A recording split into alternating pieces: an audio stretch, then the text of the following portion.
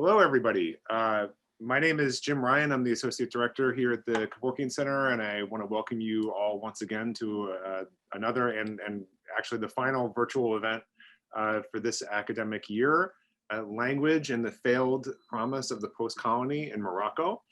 For those of you who may have been with us about a week ago, or a week or 2 weeks ago, we had the first in a pair of events that we're capping our year off with here that have been student-generated virtual discussions centered on different issues relating to politics and history in the Maghreb, in Morocco, and in Western Sahara.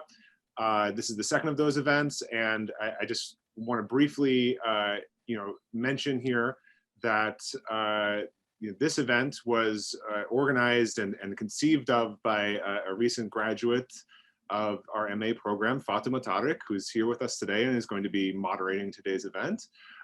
We want to congratulate her and thank her for putting this event together and doing a lot of the intellectual legwork to bring us here today. One thing we encourage all of our students here at the Kevorkian Center to do, both this year and in previous years, is to help us organize events based around their particular research interests.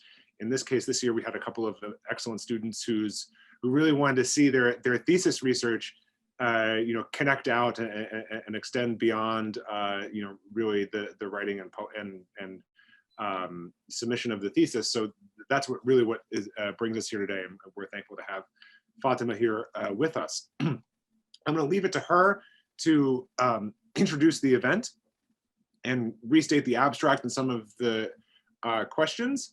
I'm going to introduce our speakers in a minute, but just to let you all know about the format for today's event. This is going to feature about 45 minutes worth of discussions and some initial presentations from our two distinguished guests, and with responses and moderation from Fatima. At any point in the middle of that discussion, if you'd like to submit a question via the chat or a comment via the chat, please do so. Feel free. We will kind of collate those and restate them as needed once we reach the Q&A portion, which should happen, I would say, roughly around 1:30 p.m. Eastern time here in New York. And at that point, you'll be able to raise your hand and ask a question verbally if you'd like, or continue asking them via the chat. This discussion is also being recorded and will end up on our YouTube page within a week or so. And you all get a notification about that as well. Lastly, I will be pasting in the chat a link to a survey.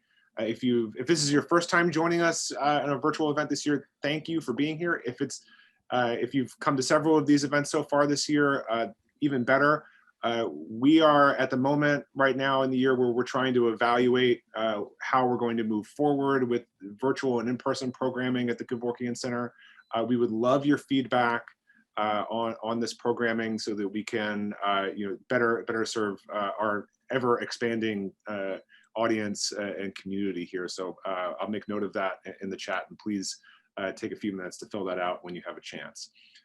So today we are joined by Professor Mohamed Ezroura, who is currently a senior professor of English and Cultural Studies at the Faculty of Letters and Humanities at Mohammed V University in Rabat. He's joining us from Rabat.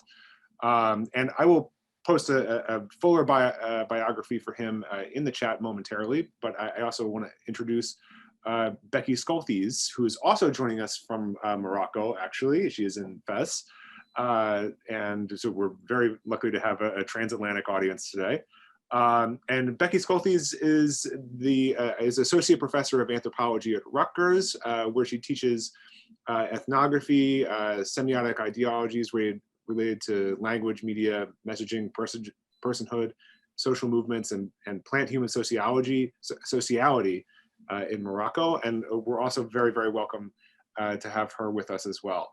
I'm going to keep that as brief as possible, and I want to turn things over here to Fatima so she can start our discussion. Thank you, guys. Thank you all so much for being here, and Fatima, please take it away.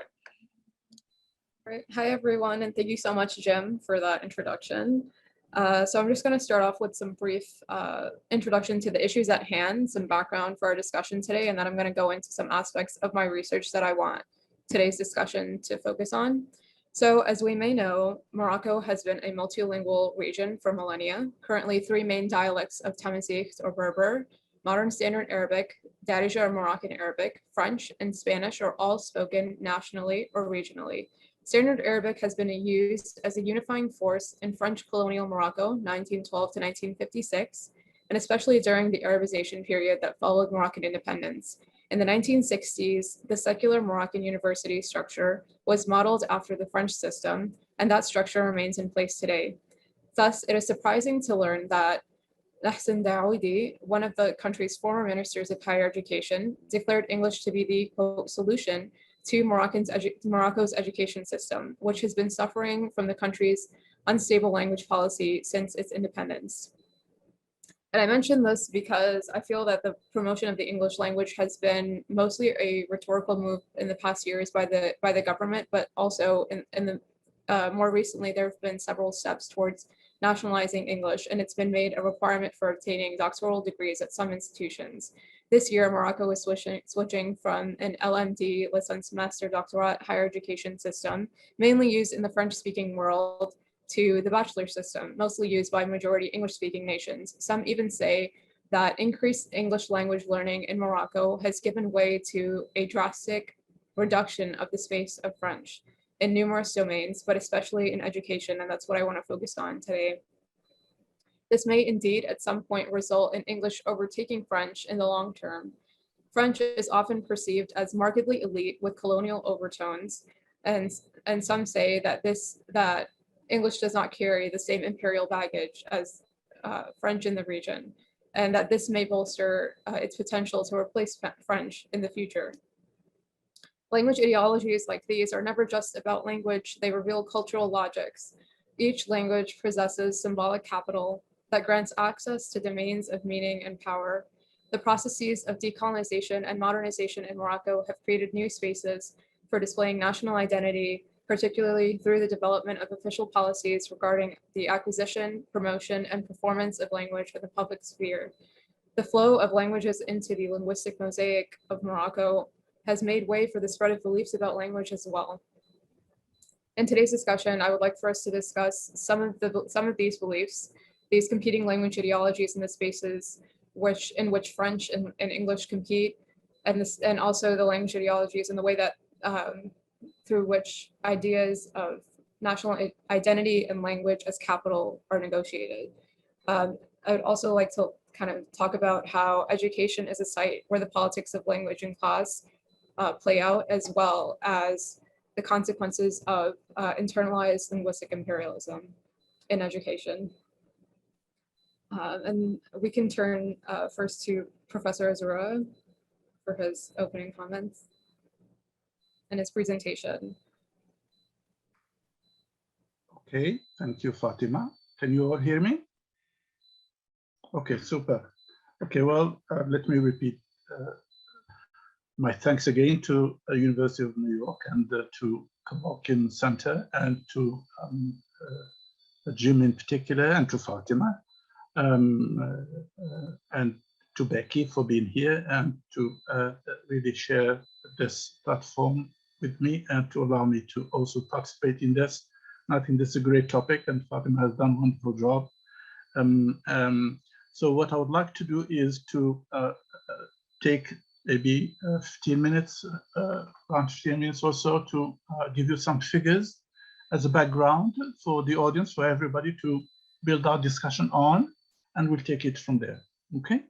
All right, so let me give you a second to share my screen with you so that I hope this will be also on tape so that viewers, students, researchers interested in the topic can go back to it.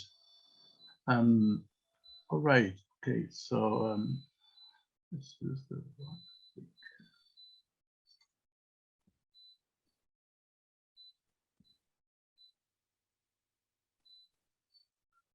Can you see the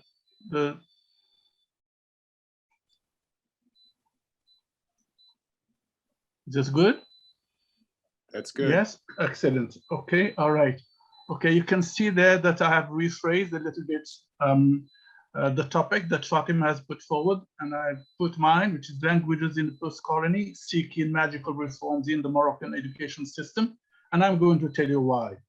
Okay, so because for me, the idea of the failure of the promise of the post-colony kind of bothers me somehow. Okay, so anyway, so this is the way I look at the term failure, because somehow after the departure of the colonizer, the word failure, the word incapability of standing up, of developing, has been always attributed to the third world or to the previously colonized countries. So post-colonies have been perceived always as failing after the departure of the colonizers, and therefore a latent call for the return of the colonizer to manage the affairs of the post-colony, i.e. like a post-colonial protectorate is called for. The question of education reforms needs to be addressed in its complex context via a profound analysis of an absent present colonial history. Morocco is often cited rather as a success story in the region of Africa and MENA in terms of economic, social, constitutional, civic, and religious reforms. First car producer in Africa, an applauded constitution of 2011, and most audacious reforms of Sharia law in the Islamic world, etc. We could come back to this with more details during the discussion if time allows. Their keen pursuit of reforms, educational, constitutional, economic, and other is part of this powerful will of the post-colony, which is Morocco, to create a niche in a sick, globalized world. Okay, so let me bring you closer to some of the latest figures from the Ministry of Education, by the way, for the 2020 period. Now there are 1,010,000 students in higher education institutions in Morocco. Okay, there are 919,000 students who are studying for the regular BA, the licence, 91%, and that's free tuition. I'll come back to that in a minute. There are 800,000 students at vocational training centers. That's learning trades and les métiers. Okay, 53,592 students at private and semi-private high school institutions. 15% at the Faculty of Science, low because of French. We'll come back to this, because they study in Arabic in the primary and the secondary, and then they have to shift to French at the university, so they are scared off and they go away. 15% at the Faculty of Science, sorry, I read that. 27% the Faculties of Letters and Humanities, 58% the Faculties of Law, Economics, and Social Sciences. But look, 16% register in September but never take the final exam. Worse, 47% of students spend minimum 8 years at university, but they leave without a degree. This costs the state about $416 million. I think it's more than that. Anyway, so I'm not very good at you with money, but I was trying to check that figure, but I missed that. 87% are at public universities, open access, free tuition. 20% only get their BA degree in the end. A lot of waste. 91% are in the BA cycle, I mentioned that. 5% are in the MA cycle. 4% are in the doctoral cycle. About 120,000 graduates, degree holders in 2018-2019 session. They're all job seekers, and also nearly the same number every year to join the job market. So big demand on the state to provide jobs for these people. There are 20,929 full-time professors in all the institutions across the country, 15,000 and a bit at a university, vocational training colleges. Sorry, there's a number need to remove that, but I can't remove the pictures there. Sorry. 2,700 in private high colleges or universities. There are 23 universities in Morocco now, to be read actually as a sign of good achievement. We moved from one small college in Rabat in 1957. That's the year when Morocco got its independence and the French left.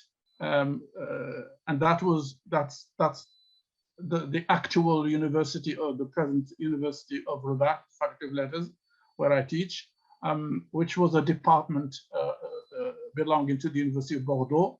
And Morocco moved to 23 universities, like nearly one big university in every town.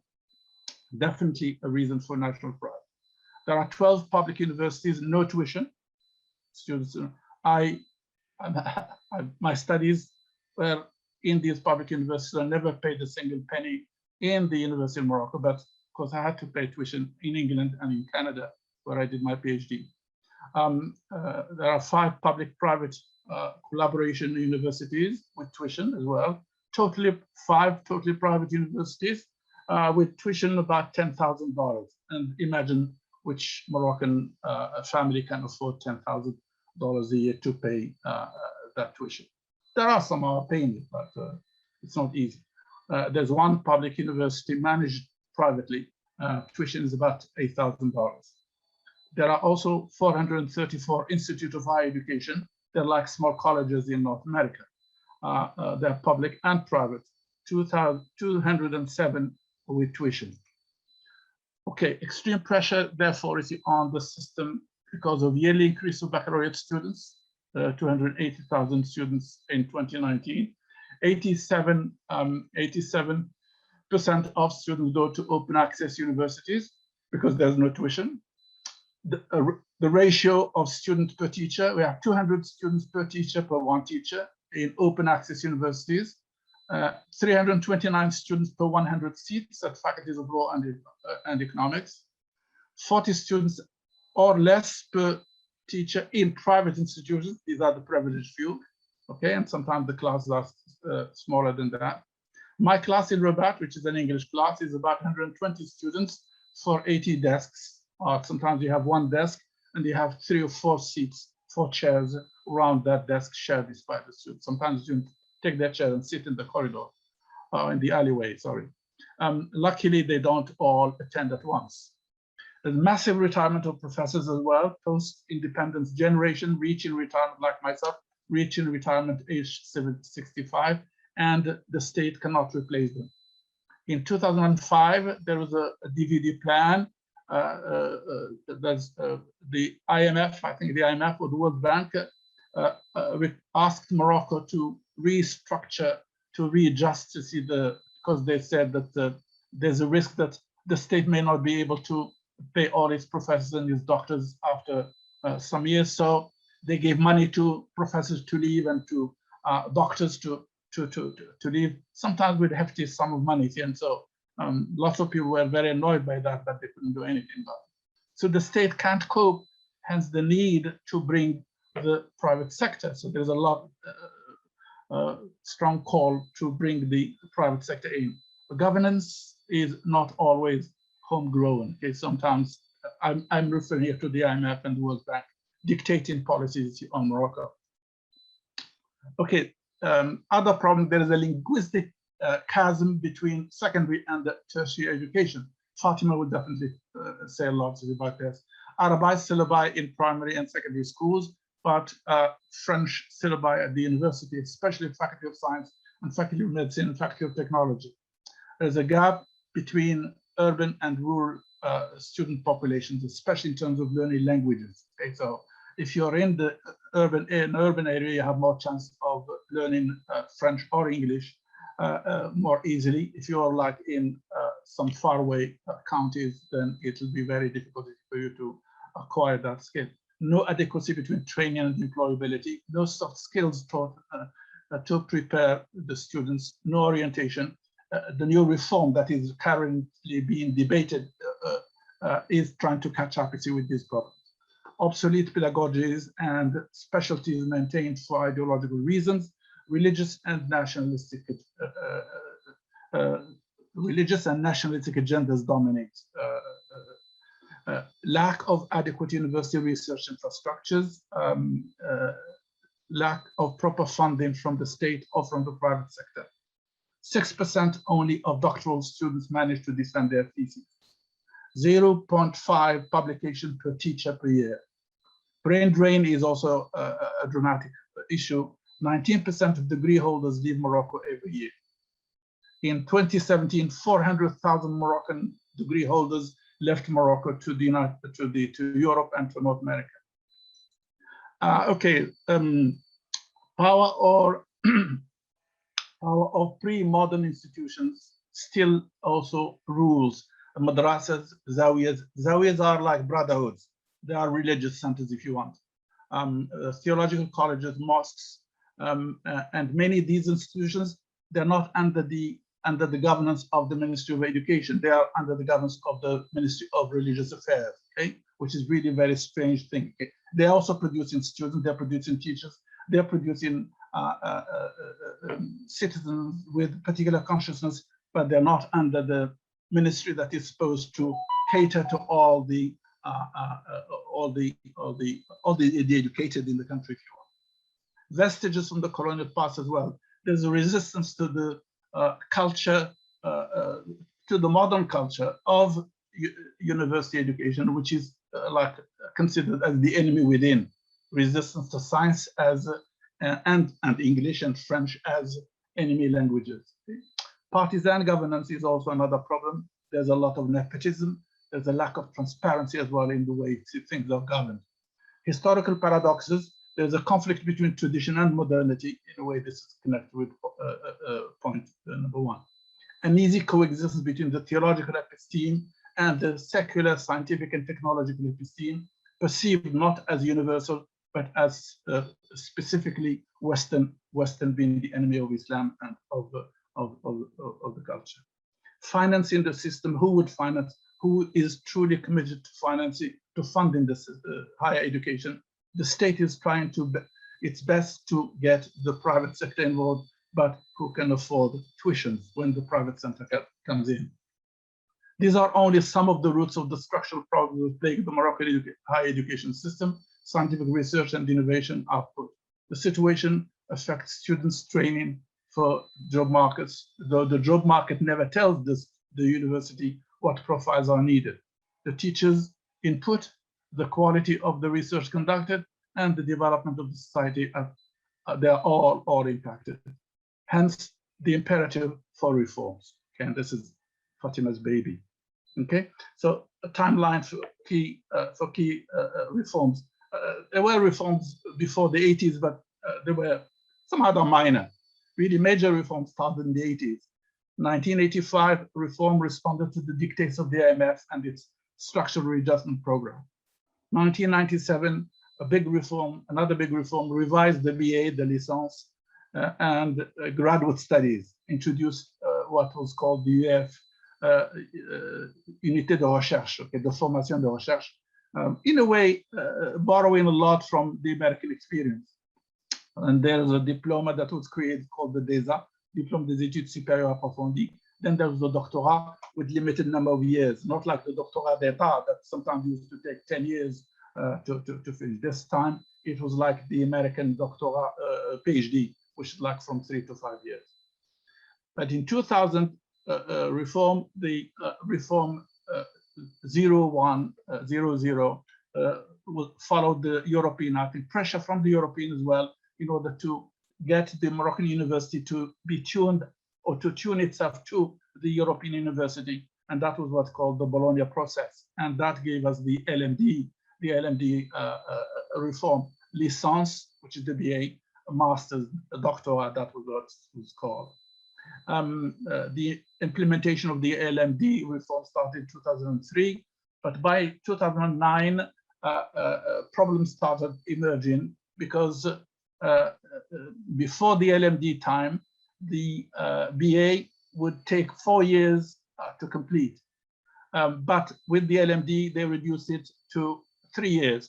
So we started getting students with the BAs really with a very weak level, poor mastery of the language, etc., even in other subjects. So the evaluation of 2009 really declared, whatever, tried to salvage the LMD, but by 2015, the LMD was declared a failure, even by the king himself. There was a new proposal called Vision 2015-2030. Okay, so in 2020, so that was a national commission that really produced that report called the Vision. But and they've been trying to see how they would implement that. And by 2020, then they came up with, the ministry came up with the bachelor reform, which is very Anglophone, very Americanized, borrowing, not Americanized, but borrowing really from the American experience. Okay? And so it was going to start in September 2020, but then the pandemic, COVID-19 issue came, and that was pushed to September 2021. Okay, now there's a lot of debate going on about that, and not everybody agrees on it, because the requirements are not that easy. Okay, so sorry, where was I? All right, okay, I'm done with that. Okay, so yeah, I'll be finishing soon. Sorry, Fatima, please remind me of time. If you want me to stop, you just tell me. Okay, so I think I have maybe a couple of slides, and then we can skip if you like the clips, but the clips are very short, 3 minutes, 4 minutes, 2 minutes. Okay, so now the recommendations to the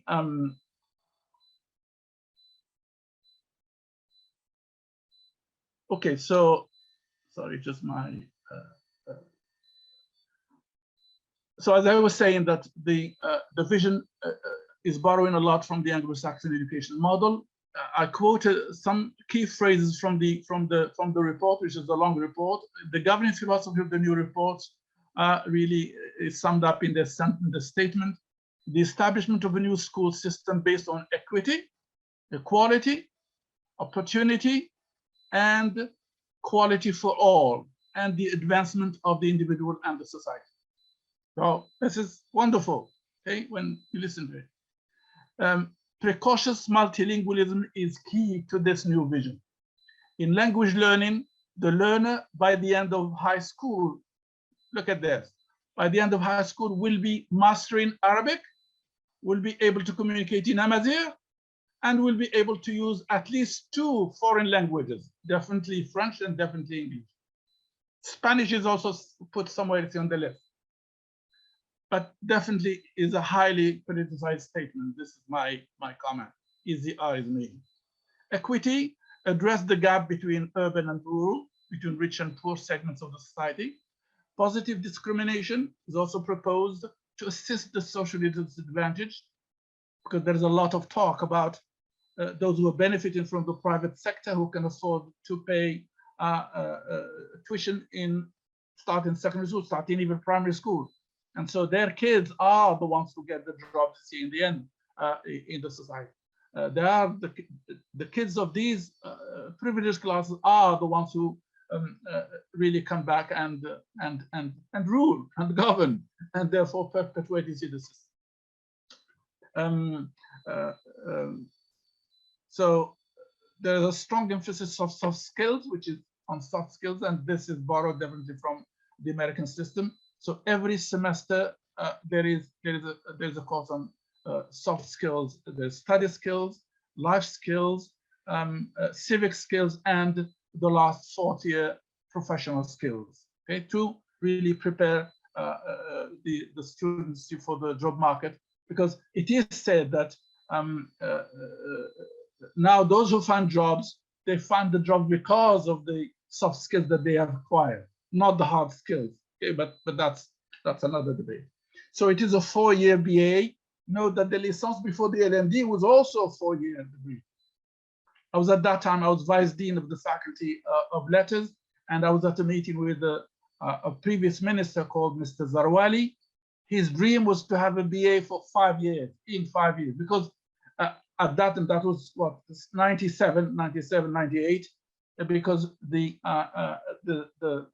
level of the student was so bad, that the minister wanted to keep these kids or these students really at the university for as long as possible. More attention in the new vision, the 2015-30 vision, more attention is given to science, to technology, to IT, and to quality knowledge. Okay, and this is a new terminology that is used.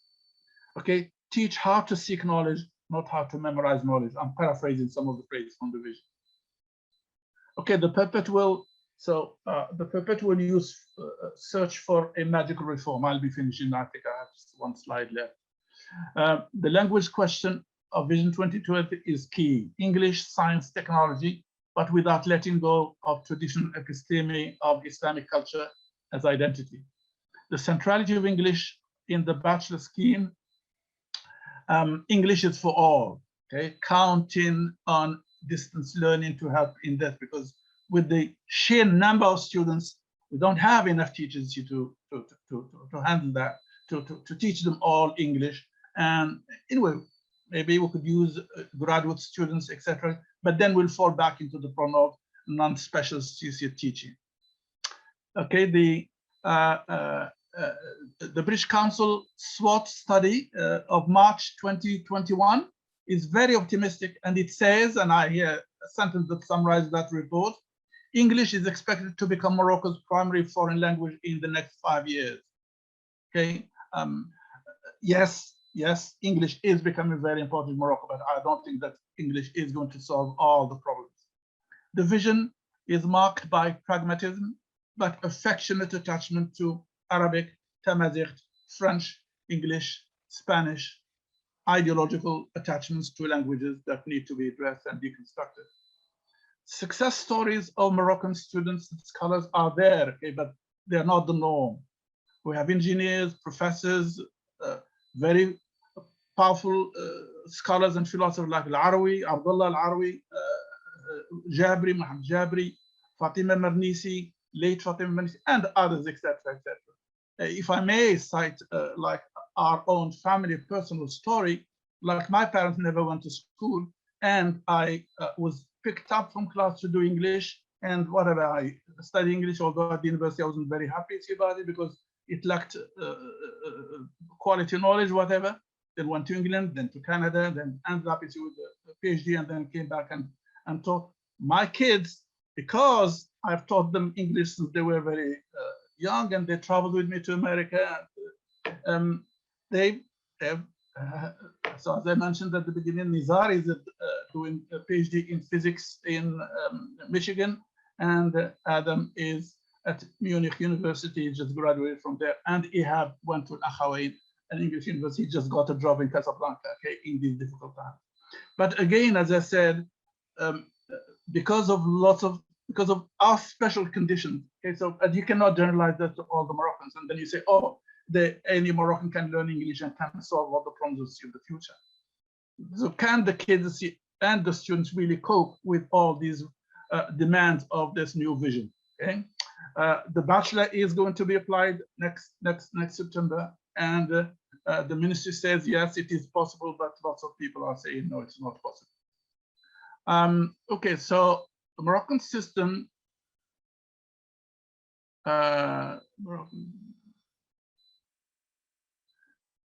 Yeah, I mean, anyway, so this I've said that. So the elite will thrive further with the reform, of course, but the lumpen will be marginalized further, turn into madrasas. These are traditional schools and mosques for their educational and means of survival. Okay, I have two very, very short clips to illustrate this. So in conclusion, the post-colony remains a fertile battlefield of national and international power brokers using their specific epistemic and linguistic arsenals to fight for their turfs and their dominion.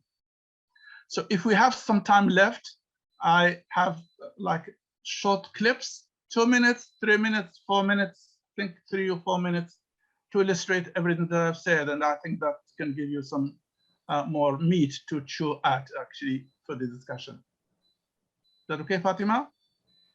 Maybe we can come back to them after. Fine. Okay. All right.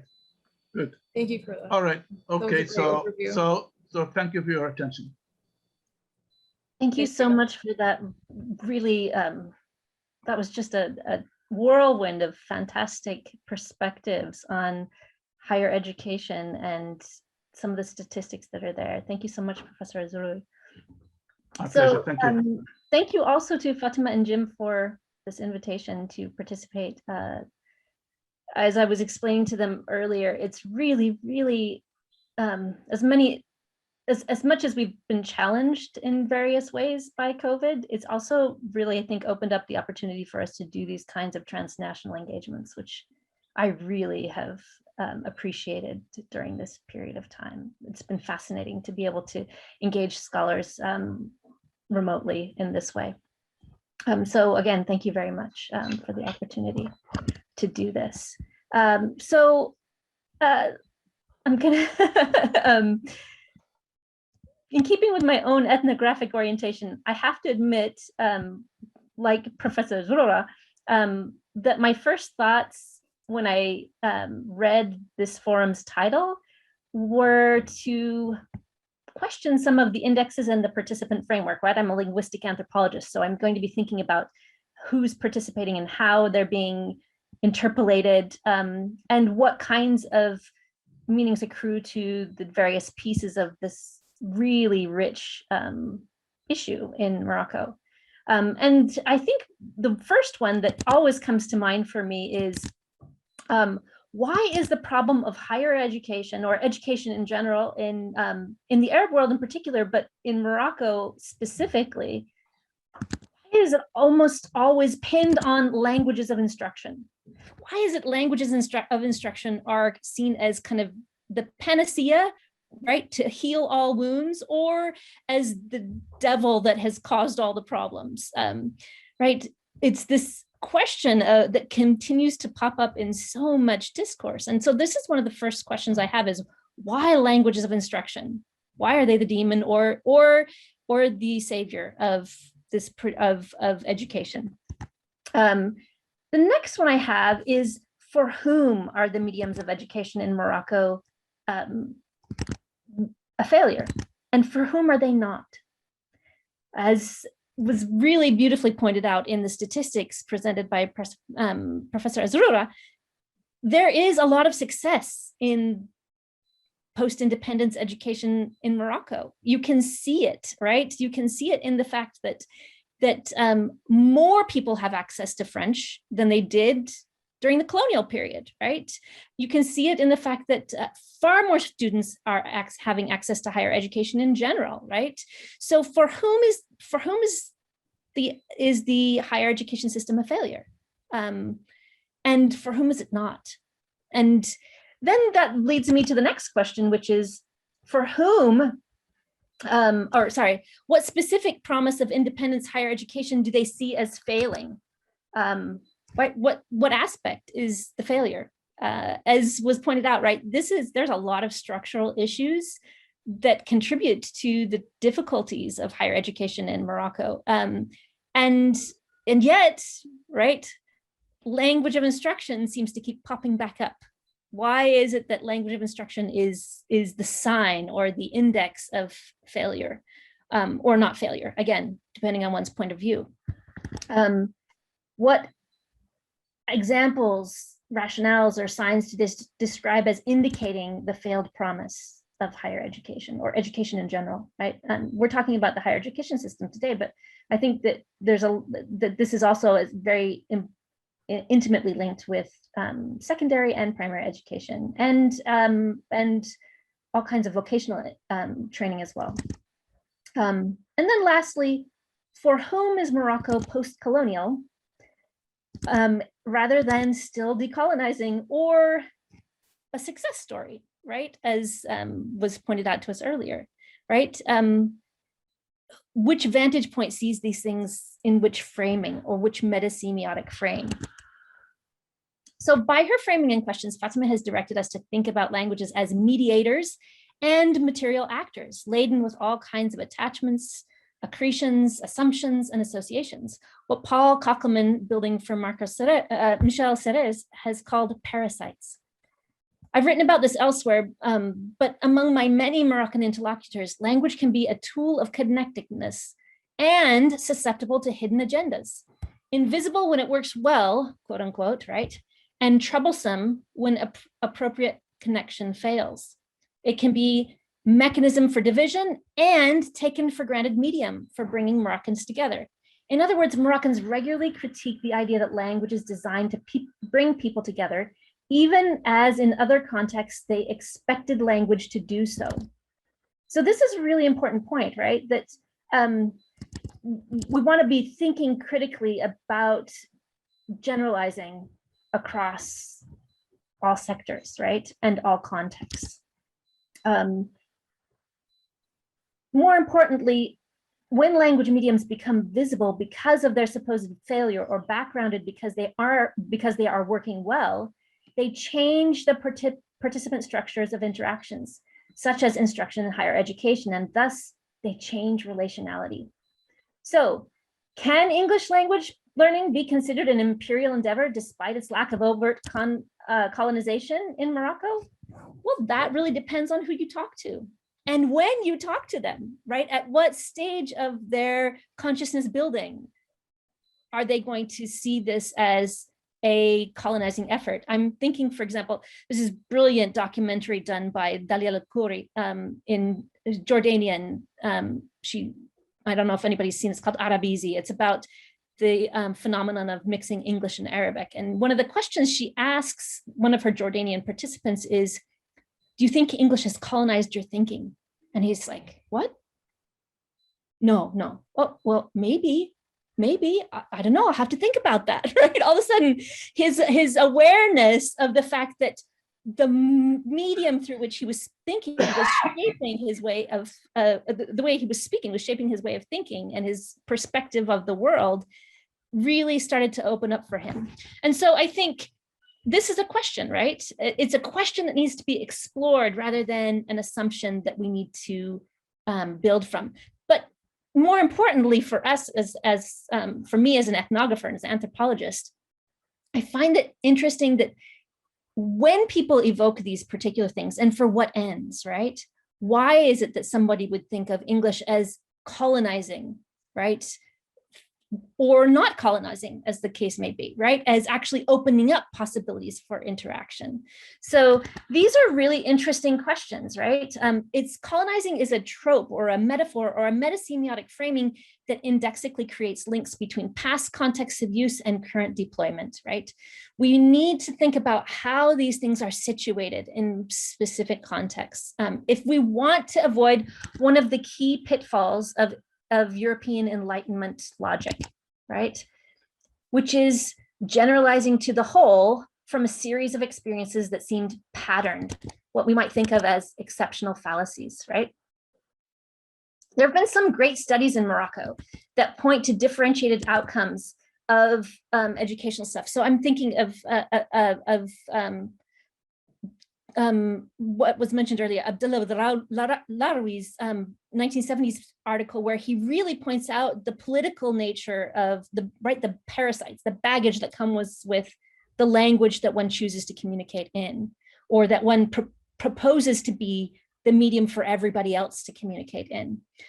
Or I'm thinking about Fatima Tariq's work among the women where she, as a sociologist, she paid attention to not just what they were saying, but how they said it, right? What were the modes in which they did this?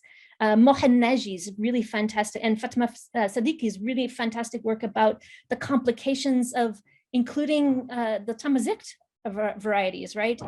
Or excluding them as modes of instruction. And what does that do for possibilities, but also for identity and for equity, inclusion, and gender, all these other kinds of really, right? Languages carry parasites, as Paul Kuckelman would say, right? They're loaded with all of these bits and pieces that we bring to them, and they're doing different work for different people. I'm also thinking about, for example, Omar Bloom's fantastic piece about Southern Morocco, where most, as was pointed out to us, right, a lot of the education system is supplemented by madrasas and by Quranic schools, right, the pre-educational Quranic schools. And so Arabic is really the language that they're channeled into, so that when they get to the university, the only options they have in terms of their skill sets are really to go into the humanities and Islamic studies. because of their languages of instruction that they received. And that excludes them from the French elite systems, right? And certainly from the English ones at this point, right? Now, Omar's work is a decade old, but I think it still speaks to the fact that different people in Morocco have very different experiences with higher education because of the ways in which they, their experiences in educational institutions. And you can see this in Professor Charis Boutieri's ethnography about secondary schools in Rabat, right? And the ways in which English and French differentiate kinds of opportunities for people, but also the ways in which teachers struggle, right? To help students find their path with very limited resources, right? Despite the fact that there is free tuition, right?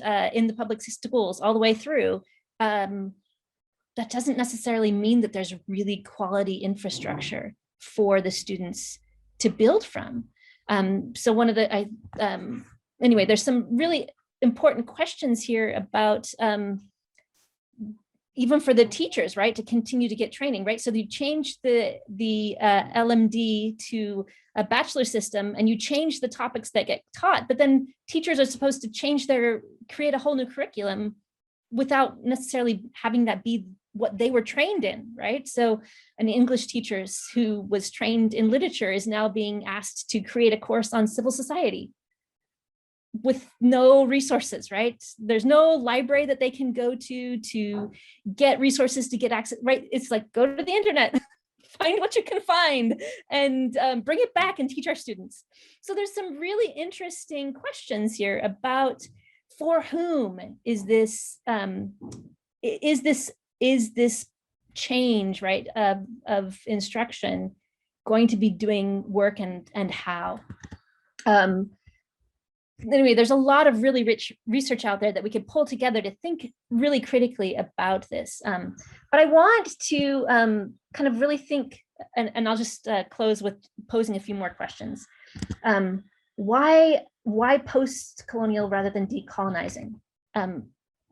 For those of you who are kind of following some of the current trends in American academia, decolonizing is all the rage at the moment, right? It's all the ways that we want to kind of think critically about our own work in the academy, in higher education in general. And yet I want to take kind of a cue from Chakrabarty's work, right? I want to provincialize decolonizing, because decolonizing is doing different work in the United States than it's doing in Morocco, right? Decolonizing is very situated.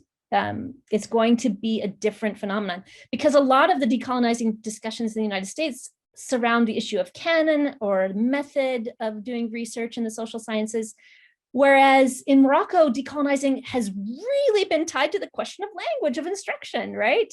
It's really linked to this notion that the medium that you do your work in is going to work on you. It's going to do something to you. And so I think we need to really think about what is decolonizing doing in the context of Morocco, and for whom, right? What will that and what do they see as the signs of a decolonization, right? What do they read as colonial and what do they read as not colonial? And these are really issues that need to be addressed rather than just assuming that we know what everybody means when they say, oh, we're going to, decolonize the curriculum in Morocco by introducing English. Well, what is that going to mean, right? Right? How are we going to, how are we going to provide success, and what does success mean, right? Is it that soft skills, or what are soft skills anyway, right? There's some real questions here about for whom is this doing work, and how do they see it working? What are the signs that they read as being evidence of success or failure? Anyway, so these are just some questions that raised for me and my limited experience, kind of just moving not through the education system in Morocco, but through the spaces where the outcomes of those education systems hit the road, right? where people are really grappling with what does it mean to have that particular kind of education, and what will it do for me politically, socially, intimately, and all of those other kinds of questions. Anyway, thank you again, Fatima, for raising some really fantastic questions. I don't think I've answered any of them. I just find it useful and generative to engage the questions. More questions is also, like, I love that you kind of like challenge the way, reminded me to like kind of challenge the way that I look at and talk about the questions that I was kind of posing, and even Professor Ezroura, when you were talking about like the title itself of like, there's a risk of stereotyping, and post-colony versus decolonizing, and how decolonizing kind of looks different everywhere, and the way that it really is so linked to languages of instruction in Morocco, which really assumes that the way that whatever language we speak is the way that we're now gonna think, which is like very linguistically relative. And I definitely find that notion of languages of instruction really linked to really linked to the ways that people are going to think and success educationally in Vision 2015 to 2030, which is now the current educational reform program that Professor Ezroura mentioned. So I don't know if you want to maybe talk more about that, Professor Ezroura, and respond. You're muted. Yeah. Sorry, I've used Zoom for quite some time, and Jim did tell us not to look at the discussion, but I could see some questions addressed to me popping up. So I was kind of looking at the list of questions. I hope Jim can remind me of those questions posed to me. Fatima, could you please repeat your question, because I said I was focused on the discussion question. What was it? Sure. I was just saying that Professor Schulthies' comments got me thinking about how languages of instruction are like the main topic of what's discussed when talking about decolonizing syllabi and stuff in Morocco, and how I found that rhetoric also in the Vision 2015 to 2030 document that you mentioned, the current educational reform in Morocco. If you could speak more to that. Yeah, Professor Becky, I think, raised so many important questions that require hours and hours of discussion in order to really to exhaust. You see, for me, the question why language is central to the debate is here in Morocco, it's because language has always been related to religion. And through religion, through identity, that you are who you are because of the language you speak. And if you criticize Arabic, you're immediately criticizing the Quran. You're immediately criticizing Islam. If you say, okay, well, the mother tongue is Darija and the mother tongue is Tamazight, let's teach in them, let's teach them in schools. Then, of course, lots of people, fundamentalists or no fundamentalists, okay? In order for them to say who they are, they're Moroccans, they're Muslims, they say, don't touch that language. Classical Arabic is like Latin.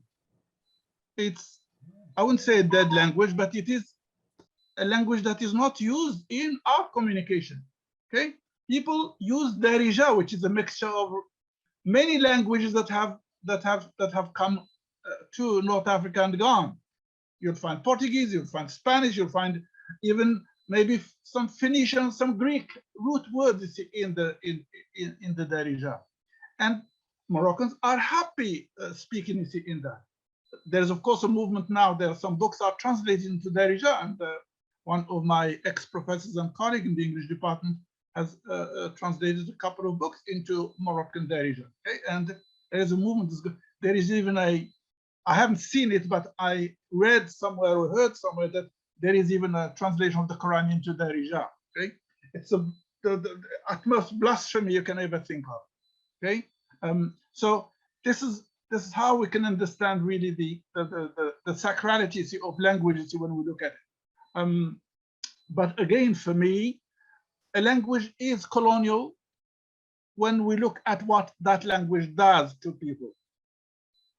If it is a language that turns them into slaves, that obliterates their identity, who they are, their past, their history, replaces their mother tongue with this language, etc., then of course that is colonial.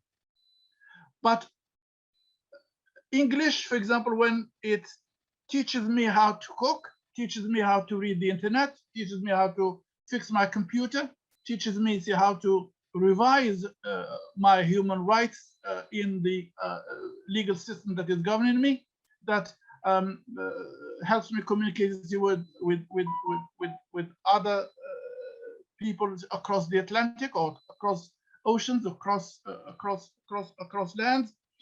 That language is helping me live better life, and is not hurting me, and it's not, and therefore cannot be colonizing me, cannot be a colonial language. So same thing applies to French, same thing applies to Spanish. When French is no longer imposed on the Moroccans as the lingua franca, as speak Parisian French or you die, or speak Parisian language or you have no job, you have no income, you go to the desert, then of course that is colonial. But a French that I use myself, not the way a Frenchman wants me to use it, but I use it in order to serve my own interests, okay? To again fix my car, to learn mathematics, to learn science, to do research, to etc., to communicate with the world outside, then that is a more friendly relationship to language, and therefore I wouldn't really look at it as colonial. Of course, the natives of Arabic, or the natives, especially Arabic, because the Amazigh don't bring the religious equation quickly into their language, because the Quran isn't in Amazigh, except of course the translation that is available translated in Amazigh. That so the speakers of language, those who defend Arabic, defend classical Arabic, Quranic Arabic, they are very much concerned about what would happen to Islam, to the religion. Okay, so, and this is why sometimes they're lumped under English or under French or under European language, the secular, the atheist, the anti-Muslim, etc. Okay, so in a sense, all these things that I'm talking about, they all come together under the same umbrella of really which language to teach. What's the meaning of a language that we are teaching? And in fact, if the current ministry is pushing hard for English, it's not because of the absence of a colonial past with English. Fatima, that's your question relates to that. I think it's rather English is serving the Moroccan capitalist world much better than French or than Spanish, than Russian, than Chinese. That the companies that are now moving into Morocco, and I have some clips actually about a couple of them here, so that if we have time to watch them, that the Morocco, now is first producer of cars in Africa, and Morocco has Bombardier, that's the Canadian airplane manufacturer, installed this in Casablanca, and they're making airplane parts. Okay, so international global technology is moving into Morocco, and there is a qualified population in terms of engineers, technicians, etc., that is locally produced, that is fluent in French and in English. But it is fluent in English because it has been trained in Anglophone English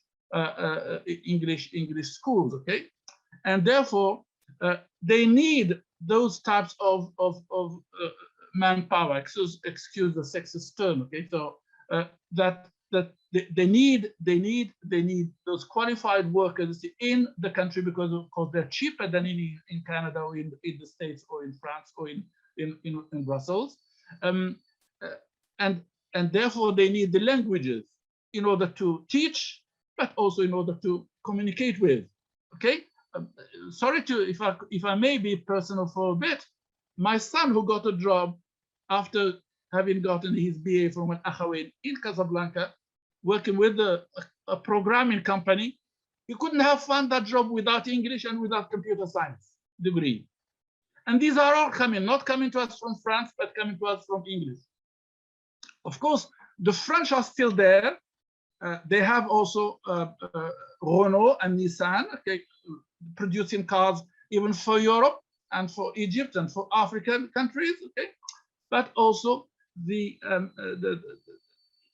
French need the language, which is French, in order to run their business, okay, and communicate with the French, with their French citizens, okay. And for the Moroccans, they need French in order for them to bring these companies into the country and help resolve the problem of joblessness. Without French, we wouldn't have Nissan and Renault and Peugeot and all the other manufacturers who are coming in. The Chinese are knocking at the door. They are coming as well. Okay? Even the Germans, okay, Volkswagen, etc. They are all negotiating. And the Japanese, they're negotiating. They're trying to also install their own businesses in the country. So in a way, to come back, sorry, I've taken too long in this response. So the language serves capital, serves the technology, serves the manufacturing products that are available in the country. And the country needs those languages. This is why Morocco somehow it's like excuse the idiom, a dog running too many rabbits at the same time. Morocco wants all these rabbits at the same time, but sometimes these poor kids, poor students, can they handle holding all the rabbits in the same bag? Okay, sorry, I'll stop there.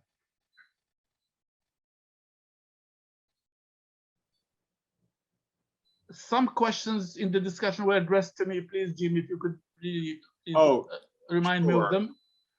Hold on, I'll pop in here since we're about at 1:30 here in New York, and I did promise we'd move to some audience Q&A at that point. Oh, I see. Okay, all right. Sure that Fatima has enough space to answer any other questions that she might have. We certainly have gotten quite a few questions in the chat. And I think some of them might have been answered in the course of your response. All right. There. Okay. Fine. But I did notice that we may not have time to play the clips that you were able to put into your PowerPoint presentation, Mohamed. But perhaps if they're available online, or we could link to them somewhere. Likewise, Becky, there was a documentary that you referenced. Perhaps we could provide a link to that into the chat. So people could watch it on their own time. Is that possible? Unfortunately, that documentary doesn't have an online presence. Oh. Yeah. So it was shown on a couple of local Arabic stations, and then Al Jazeera ran it once or twice in the documentary channel. But it hasn't. It's kind of disappeared. I have tried for years to get a copy of it to show. Right. So. I can't tell you, but it's a fantastic documentary.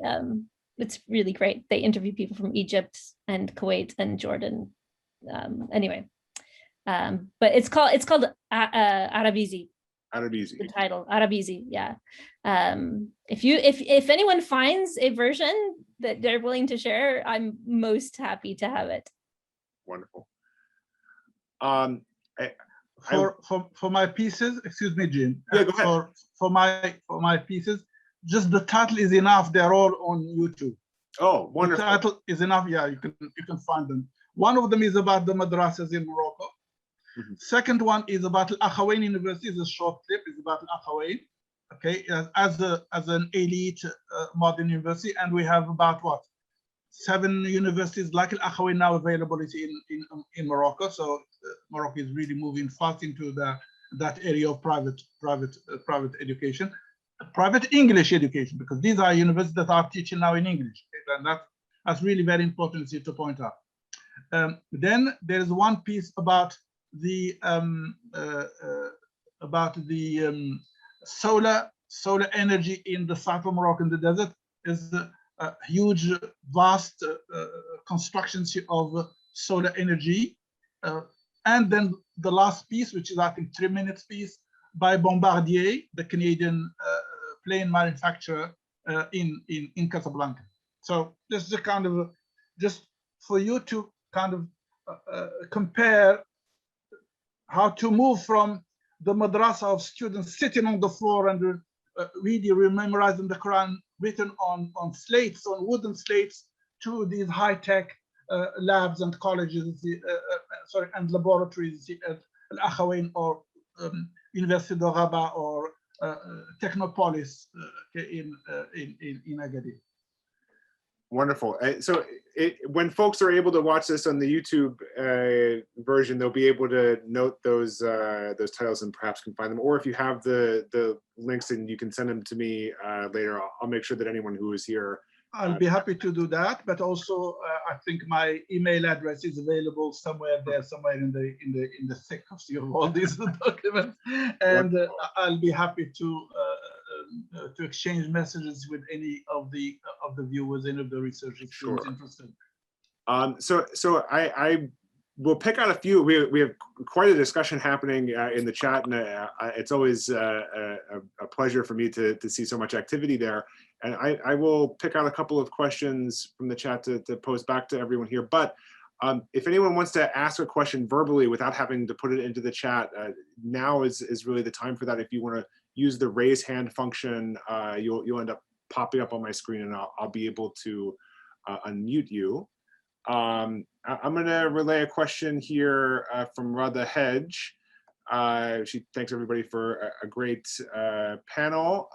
And she says that, Becky, you raised a very provocative point about decolonization for whom it is doing work. The new jettisoning of the word post-colonial and replacing it with decolonial is problematic at times when materialities of colonial domination continue to linger in the post-colony. Since not all critical attention is producing decolonized knowledge, do you think the stress on the decolonial refocuses agency back to the critic, the ethnographer, or the new reading instead of continuing imbalances on the ground? Becky, would you like to take that up? Sure. So I think this is a great question, and I'll just tell you what my understanding of decolonizing is. And again, because I'm a linguistic anthropologist, I think about the fact that not everybody shares the same underlying assumptions that go into the terms, right? We all bring our backgrounds and our readings and our histories to particular terminologies. And so for me, as I've been reading the decolonizing work, it really is about pointing out the fact that there are ongoing structural, lingering elements of colonization, of settler colonialism all around us in the United States. You know, I teach at Rutgers, and the institution has yet to actually recognize that we sit on Lenape lands, right? So how is decolonizing working, and for whom, and what does it do, right? And so the question, at least a lot of the discussion has been around decolonizing the canon, right? Who do we read historically, and how does that help us think about the questions that are of really important, what gets asked, what gets studied, and why, right? So these are the kinds of things that decolonizing evokes for me, is really kind of just challenging some of the assumptions we have about, are we past colonialism? It's for a lot of people, we're not. We're very much not past colonialism. And so with that in mind, the question I want to ask is, well, what work is that doing for whom, right? So in the context of the United States, nobody asks, let's decolonize the canon. Okay, let's read a French ethnographer, right, who did this over here. not in translation, right? It's about, okay, let's read Nora Hurston instead of reading Franz Boas, right? Or let's think differently by kind of decentering who we see as the real core contributors to our disciplinary history. Instead of looking at Emile Durkheim, right? Let's read someone else. So when I think about that in the context of Morocco, certainly there are those questions, but my Moroccan colleagues, I'm thinking, for example, of many of my colleagues who teach English at the university here in Fez. They've been thinking about this for a very long time. They'll actually, in English, assign writings by Moroccans, right? Who've written in English about topics that are specific to Morocco. And for them, right, the medium is less of an issue, right? They're using the medium to teach the language, right? But really for them, what is decolonizing are the topics and who they assign, right? Who do you look to as the expert in this way? So I don't know, I think decolonizing does different work for different people. So does it get away from the fact that there's ongoing power struggles? Absolutely not. That's the whole point of decolonizing, is that it's to challenge the ongoing power struggles. Is changing the medium that we read it in going to change the way we think? Well, it depends. It depends. And that's my point, right? As an ethnographer, I would say, let's go and study that. Instead of us assuming that we know what's going on, let's figure out for whom is it really changing the way that they're thinking and thinking, or is it doing something else, right? As was pointed out, right? For the Ministry of Education, right, in Morocco, English is kind of seen as the way to get out of some of the challenges but they're not addressing the host of other issues that are contributing to the failed promise or the success story, depending on which vantage point you want to look at it. So again, it's going to be doing different work for different people. So instead of kind of like giving into that Enlightenment impulse to universalize, right, to generalize, I want to suggest that we be careful and a little more humble about our claims, and be willing to contextualize them and say, well, you know what? I heard this set of things I heard in this context, and it really made me think about, this is the work that decolonizing is doing here. This is the work English does for this particular person in this context. But you know what? In another context, they were doing something else with their understanding of what English was doing for them. So universalizing and generalizing is really, it's one of those Enlightenment patterns that we want to decolonize, right? That we want to retrain ourselves to think differently about, to really start contextualizing things so that we're not falling into the universalizing trap that colonial knowledges did, right? And that I don't know. I'm just thinking about how we might rethink how we talk about and how we analyze the work that all of these different terms do in specific contexts. Thanks for the great question. Really fantastic response. Fatima or Mohamed, do you have any response back to that one? I know it's a lot on the table, but I think it's an important point.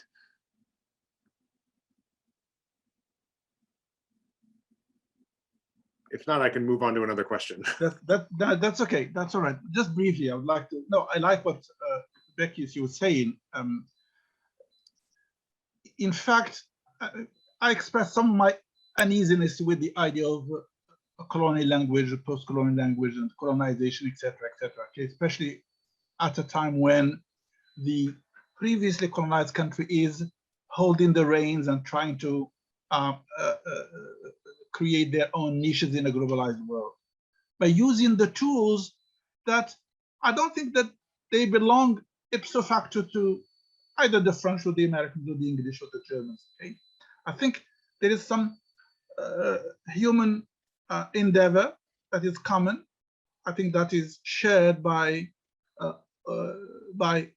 all human beings on planet Earth, and they have the right to use them to their own benefit, to secure their survival. And a language is not born colonial or non-colonial. It depends on what human beings do with it. It's a tool to colonize and to liberate. Okay, so that's, I mean, I think that's enough. But I think what Professor Becky said is plenty and is wonderful.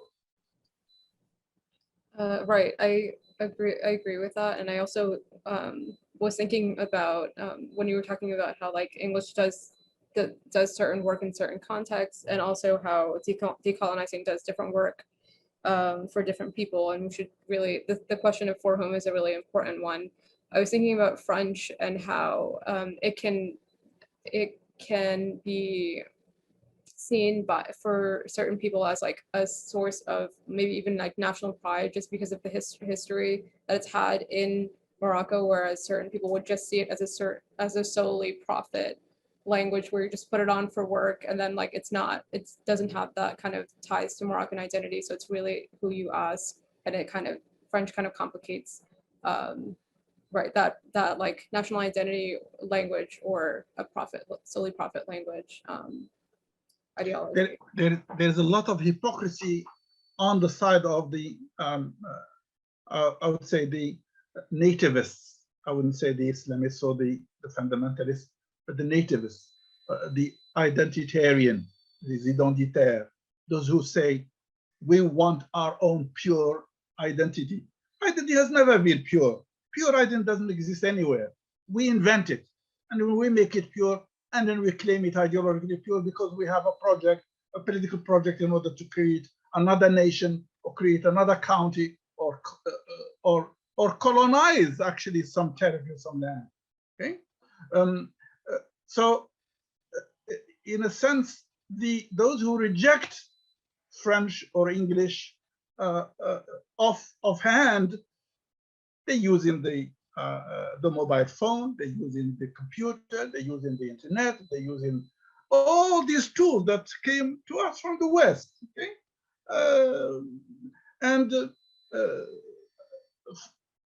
fortunately, we have scientists in the West who have invented the vaccine for COVID-19. We didn't in this part of the world. We're not the only ones. We didn't produce and here you are. The West is saving you from calamity, from a pandemic. Okay? So in a way, we need to be thankful for that. We need to be thankful for English and for French for having also produced philosophers like Laroui, Barada, those who really write in that language, because they could read Voltaire and Diderot and Descartes and Derrida and Voltaire and whatever, and Roland Barthes, etc., etc. Okay, so, but again, those are not these. Again, I hesitate to really say that they are French. They are universal. These are universal thinkers, philosophers. Same thing. I can cross the Atlantic and say the same thing about Canadian authors and American authors and Brazilians and etc. So in a way, we need to be very careful about really just kind of slamming particular languages being colonial, as being enemy, as the naive. I would just say it comes out of naivety.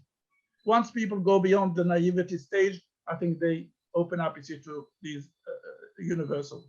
Yeah, absolutely. I'm actually reminded of many people may be familiar with the author here, Ta-Nehisi Coates, and in his memoir, there's a wonderful little snippet where he's a student at Howard University taking a class on African literature, and he asked his professor, who is the Tolstoy of the Zulus? And the professor responds, Tolstoy is the Tolstoy of the Zulus. It's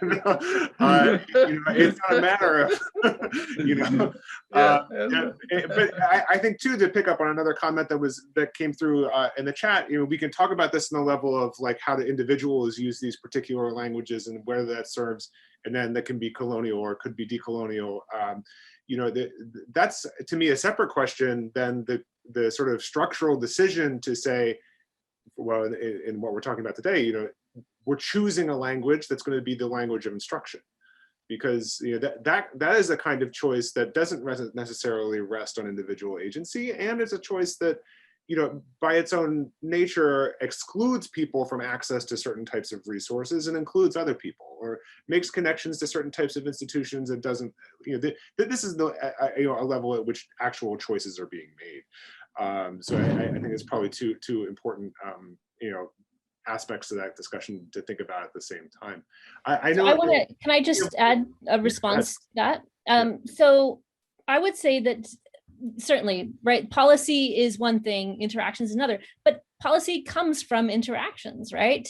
And people respond to policy in different ways. So I have colleagues again, at the university here in Fez, who in the chemistry department, who, right, their training has been in French. All of the sciences are in French, as was pointed out, right? You get science education in Arabic until you get to the university, and then you have to switch over to French. And all of their training has been in French. But in order for them and all of their research is done in French, right? But when they publish, they have to publish in English. If they want to get their work read, right? Because the language of science globally transnationally is, if you want to be understood and read broadly, is in English, but they don't have that facility. And so there's really, there's an ethnography waiting to be written here, right? There's a cottage industry that has developed where university graduate students in English are being hired by full professors in the sciences to translate their research into English for publication. And I don't know if I've been reading a lot of this stuff because of my new research interest. And so it's really interesting to me to see what happens when you get people without a background in one discipline, bringing their understanding to a set of knowledge that is created in another discipline, right? And what does that do? So it's, and that contributes to a really interesting political economy of translation and of higher education. So that all of these graduate students, right, in English are getting, side jobs doing translation work for sciences, but they're not getting hired to teach English at the university level. Because as was pointed out, there's all these retirements, but there's not new positions being opened for professors of English, despite there's a need for it. Where they are getting hired, right? They're not getting hired in English departments. They're getting hired in technical schools, right? They're getting hired in science departments and business schools to teach English, very specialized Englishes. So you might get your degree in, English linguistics, applied linguistics, but then you have to go and teach business English in a business school, right? So there's some real challenges here that are not addressed by thinking about the language of instruction as the panacea to all of these problems. There's some real disconnects between the subjects and the topics that students are taught and the things they're expected to be able to know when they come out of that, and the kinds of job opportunities, right, that are available to them, and what the state is not providing, right?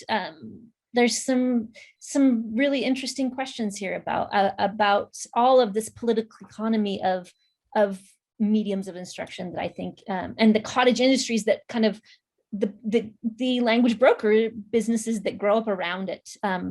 There's some really interesting things happening around that right now that I think really need to be studied in order to understand what is failed about the system.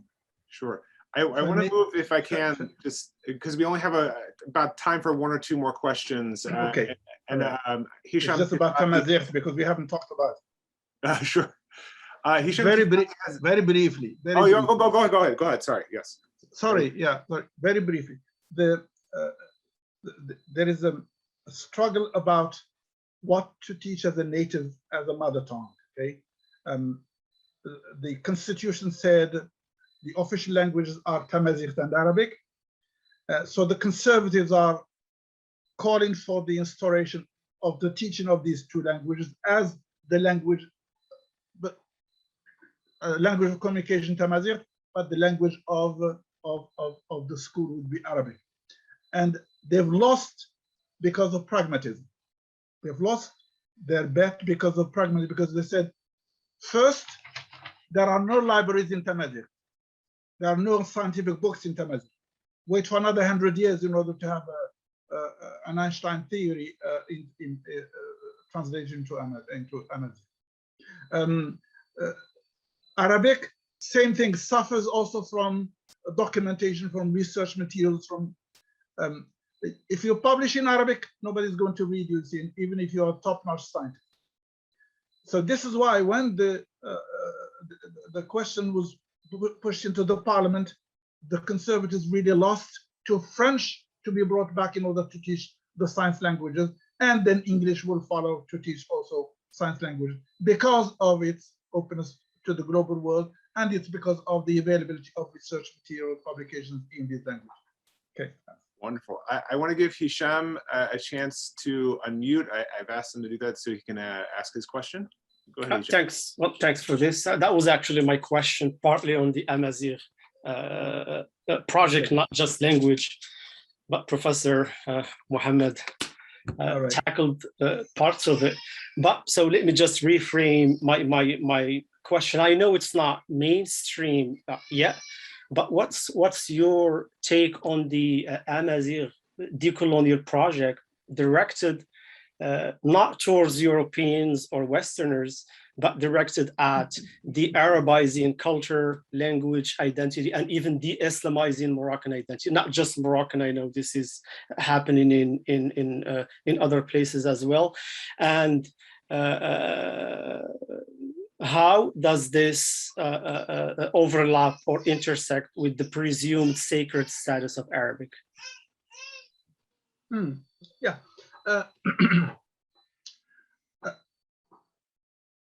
You know who called the Arabs colonizers first? Was the French. The French started the colonial, the Berber decree in 1913 in order to separate the Berbers from the Arabs. So they had a separate law for the Berbers and a separate law for the Arabs. And of course, not teaching Arabic, giving up even teaching Arabic. Okay, so doing like the French, like in Algeria, eradicating Arabic and eradicating Islam. There are, yes, I'm aware of radical fringe, but a very small radical fringe of Berber, Amazigh intellectuals who are calling for the whole of North Africa, all the way to Egypt, to be decolonized as Tamazigh, as the land of the Amazigh. There are ethnographers, linguists, historians who actually say that the early Berbers, they came from the Middle East and they were Canaanites, and the Canaanites are cousins of the Arabs, if not Arabs themselves. So in a way, again, the revival ideology of Tamazigh again is a political issue. Let me add also that Morocco was very smart to anticipate the Tamazigh problem that emerged in Algeria. You know, in Algeria, starting in 1991, with the failure of the FIS when it won the elections and then it could not win the government, then the civil war started. But during the whole 80s, there was the Kabyle movement, okay, the Amazirs of Algeria, who were francophone, who were francophiled or francophone, again privileged to the Arabs by the French colonization that lasted between 1830 and 1964-65. They wanted, the Kabyles wanted to have a separate state, a separate Berber state. Also, the International Amazigh Congress was very active in Spain and in Europe and in North Africa. They also were encouraging that dream of a separate state. So 1991, Morocco accepted Berber as an official language. And in 2001, King Mohamed VI gave a big budget to the Amazigh movement, and they built the IRCAM, which is the this huge cultural institute for the revival of Tamazight, and made Tamazight an official language in 2011 issue of the constitution. So in a way, I think to be brief, because this is really a topic that could be discussed in a whole session, that the Tamazight movement is a political movement. It's it has its roots in the colonial history of the region. That they say that the Phoenicians came and went, the Vandals came and went, the Romans came and went, the Arabs came and stayed here, stayed put. But that's what Arabs and Muslims are why they are different. They're intermarried. They intermarried with the local populations and they integrated them. It is really very difficult to separate between a Berber blood and an Arab blood you see in Morocco nowadays. I mean, if you look at me, am I Arab or Berber? I don't know myself either, but I could be both, etc., etc. There are many Arabs who were Berberized and many Berbers who were Arabized, and it's very few in very, very isolated areas in the mountains are still speaking pure Berber. Again, when you talk about Amazigh language, which one? There are three variations. And the one that is imposed, that is Amazigh, is of course the language of the elite, the rich, the most powerful few. I know colleagues, professors in the north, in the Rif, they don't like what the IR committee is doing. They're not very happy about this new language that they have invented with Tifina, etc., etc. Sorry, I can go on, but for the sake of time, I can see Jim really looking at his watch. Okay, so please no. This is a fantastic conversation, and I know we're kind of at time for the regular part of our event. That said, you know, I'm going to stop the recording in a minute. But if everyone has some time and wants to continue some informal discussion on some of these matters, we're going to make that possible.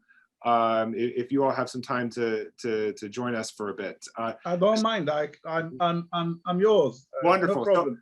So right now, let me just say once again, thank you all very much for being here. This is a fantastic discussion. I think a wonderful close to our pair of events that were student generated this year. Thank you to Mohamed, to Becky, and most of all to Fatima. Pleasure. Thank you all. Research and all the work that went into putting this together.